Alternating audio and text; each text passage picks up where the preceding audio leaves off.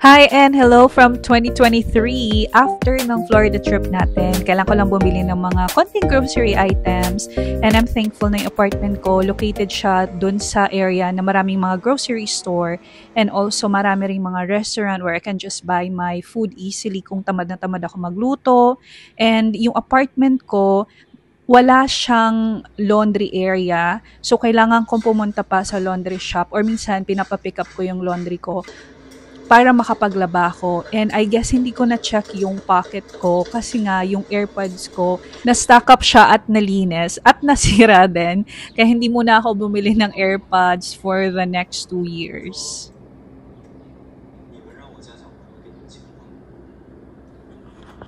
I rarely go out after shift kasi feeling ko drain na yung pagkatao ko after shift.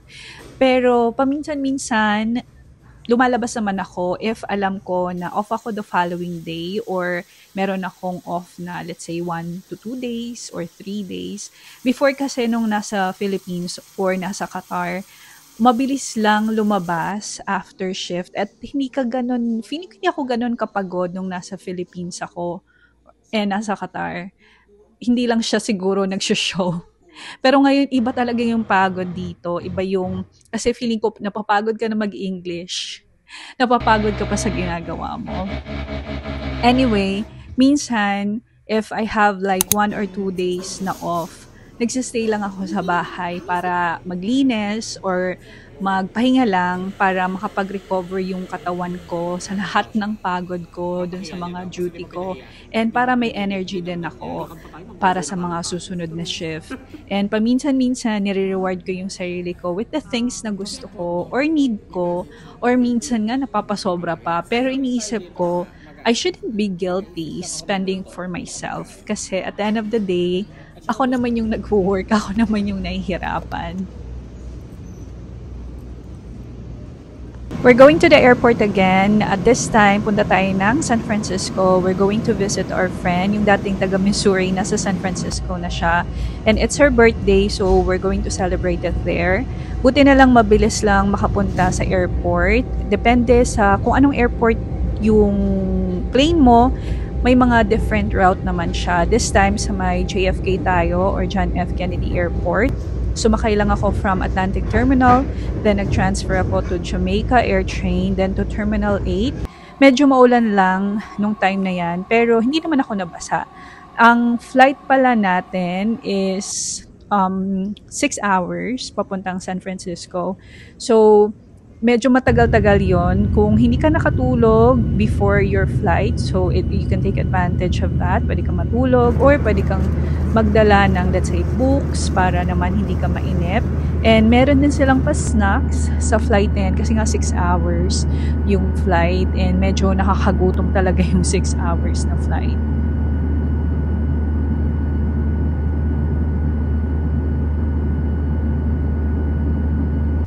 And we are here na sa San Francisco Airport. Malaki yung airport nila, pero okay naman siya i-navigate. Hindi naman siya nakakaligaw. Basta sundan mo lang yung mga instruction or yung direction path. And dito i-meet natin yung mga kaibigan natin. Yan na sila. Yan yung mga from Texas and yung isa naman from LA. And pupunta, alam ko sinundo kami dito nung kaibigan ko. And papunta kami ng San Francisco Bridge muna and then uwi kami sa bahay nila to rest kasi medyo mahaba yung flight and mag-rest tayo dun sa first day ng pagdating natin and then the following day dun na yung gala namin.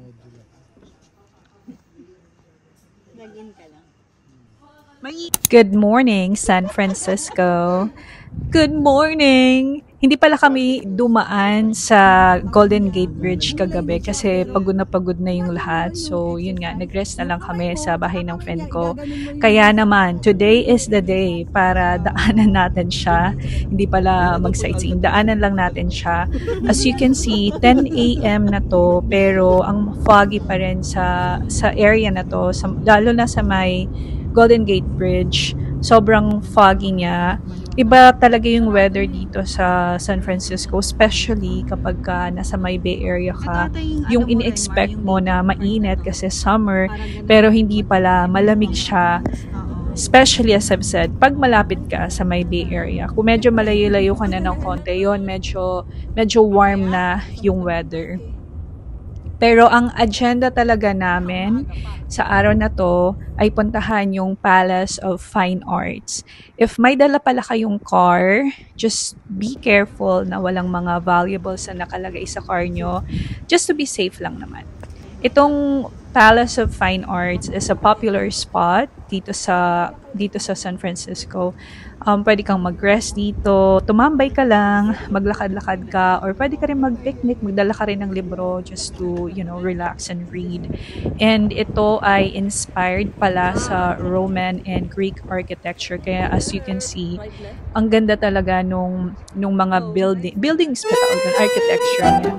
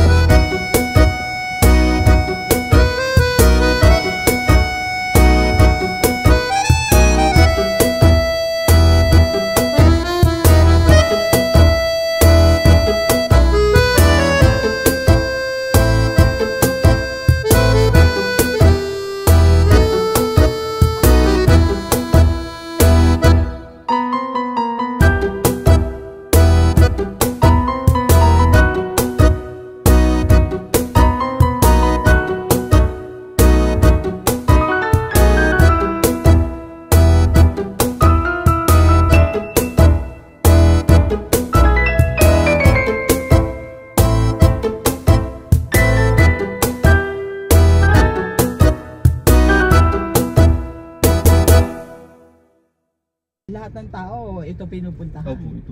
Yung mga tourist. Kanta to, no? Parang sa Grand Theft Auto. Ay, yung movie. Burn din. May nakapark pa dito. La Chechi. Yan kami dati, tapos akit lang kami. Nag-decide kami na dito na kami magla-lunch sa may Fisherman's Wharf. Madaming mga restaurant dito, especially mga seafood restaurant. And it can easily get crowded, pero malamig naman siya kasi nga malapit lang siya sa dagat. And marami ka ring makikita mga sea lion dito, maraming mga arcade and souvenir shops and sightseeing ferries din. And dito kami nag-lunch sa may Wooden Bakery SF. Yung binili namin is yung clam chowder. Nakasulat na nga, di ba? Clam chowder. Tama lang yung lasa niya for me. Nothing too extravagant. Pero okay na for lunch. And then, nag-tram lang kami or cable car pala yung tawag dito. And nakalimutan ko kung magkano yung price ng ticket. Pero this is very interesting pagka nag-visit kayo dito sa San Francisco. Try nyo rin next time pag pumunta kayo dito.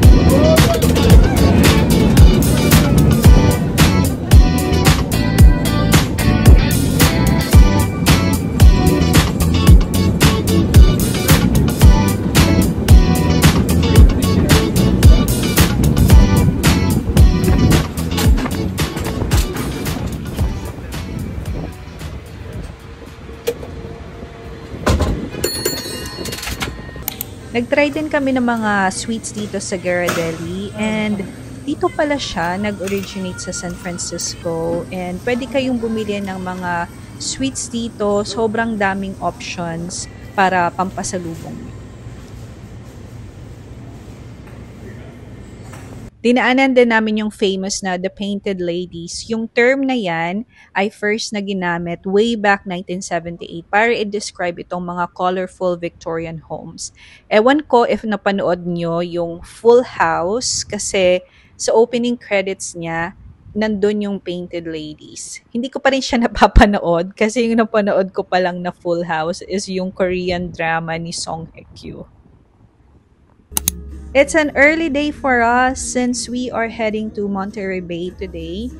You have several options to go here. Of course, better kung meron kang rental car or kung meron kang car para makapunta dito. Pero meron din pala silang airport, and then I think you can just take bus or Uber, and you can also use train from San Jose via Amtrak, and then magbus ka. Yun nga lang medyo time consuming yung ibang options. Yung ginawa namin dito is day tour lang, pero pwede ka rin naman magstay dito since there are a lot of places to stay in the area. Madami ka din pwedeng gawin dito besides sa mga beautiful coastlines, sandy beaches, and of course, madaming masasarap na seafood restaurant. Pwede din mag-hike or mag-bike since may mga bike trails sila dyan. And also mag-whale watching, and madaming sea lions dito. Ang dami talaga nila, and maririnig mo yung ingay nila. May nakita nga kami ditong may sugat yung sea lion. Nakakaawa naman. And after that, nag-dinner lang kami since it's yun nga, birthday nga nung friend namin. So it's a birthday dinner celebration.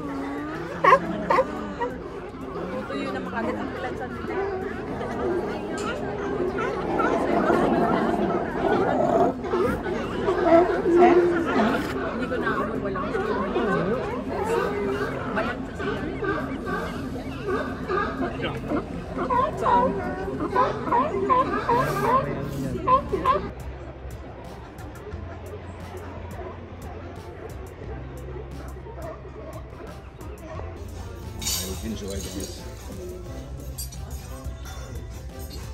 Nabubusog ka lang sa... Ikaw na. Pero cellphone mo. Nakita mo ba yung kung gaano karami yung dinami yung kinain ko? Pagka-pag-upo ko dito. May peanut.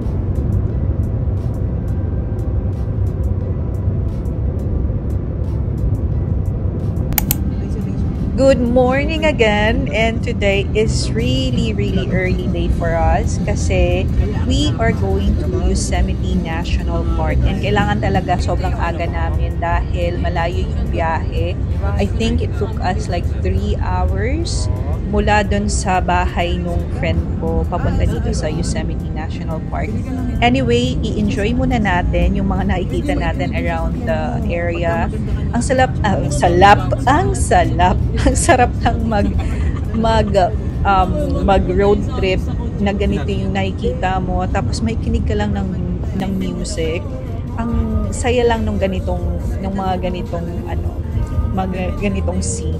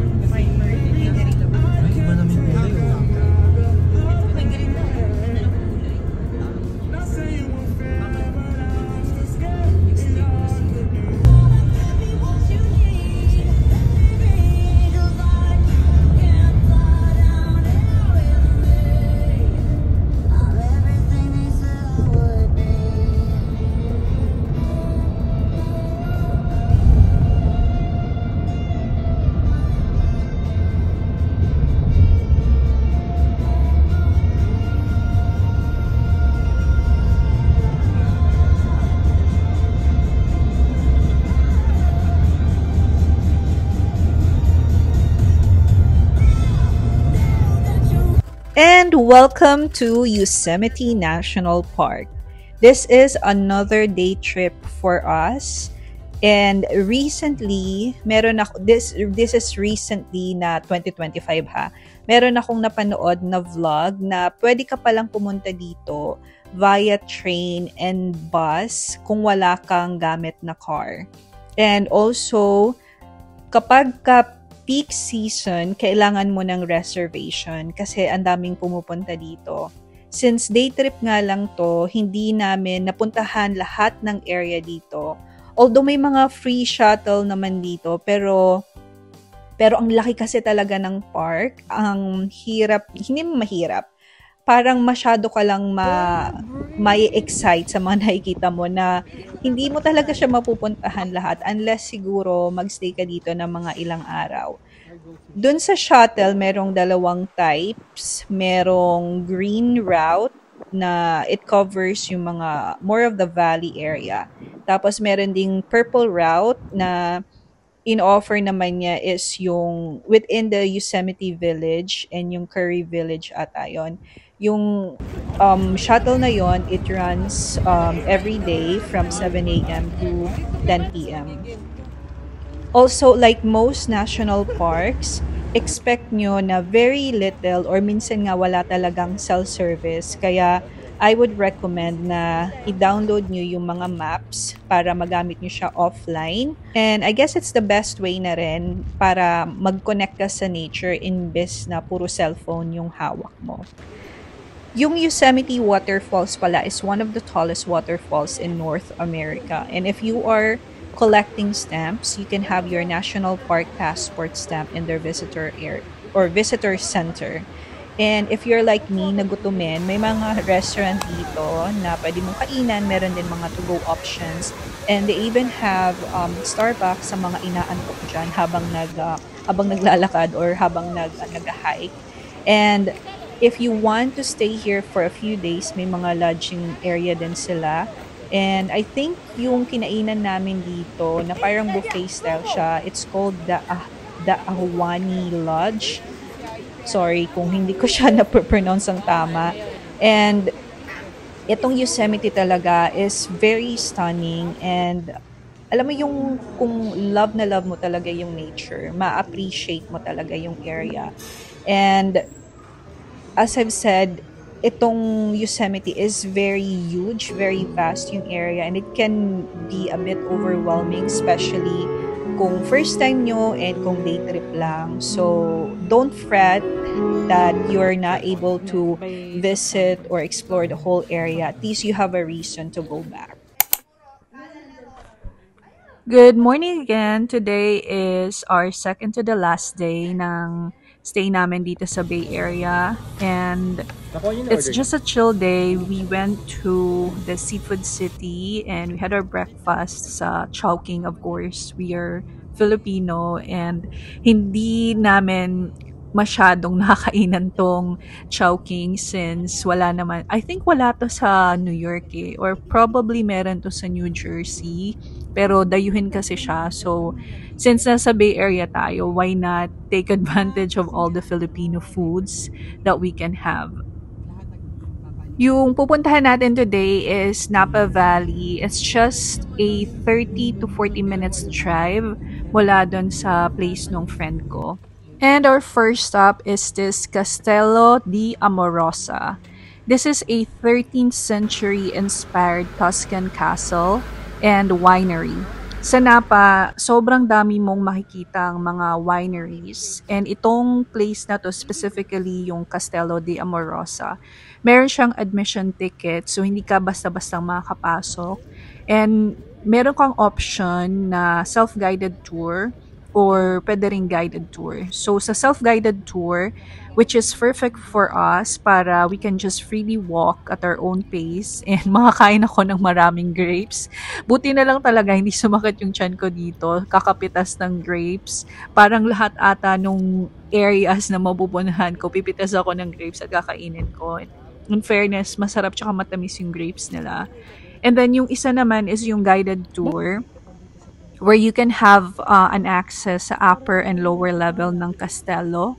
And meron ka ring private tasting ng 6 Kitas ng wines. grapes. And itong Castello is open 7 days a week from 10 a.m. to 5:30 p.m. Pero pag weekends, nag-extend sila to 6 p.m.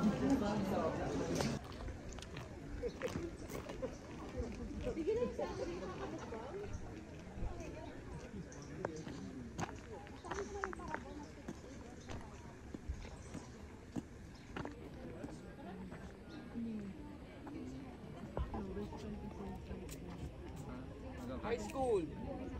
High school best friend. High school. Dito pa, Napa Valley? Sa Concord. Malapit lang po yun dito. Malapit dun sa amin. Dinaanan natin kagabi, nakaharang kayo. Then we also visited yung Napa Downtown. Dito sa Napa Downtown, marami kang makakainan of course. And meron silang Napa River where you can do kayak o yung parang katulad sa Italy na parang may boat. Also, meron din pala silang train dito. It's called Napa Valley Wine Train para maikot mo yung various wineries and siguro ma-enjoy mo yung different na mga in-offer nilang wines. And kami, hindi na namin ginawa yon. Nag-enjoy na lang kaming maglakad dito sa buong downtown. And I guess nag-dinner ata kami dito. Hindi ko na maalala yung pinuntahan pa namin iba.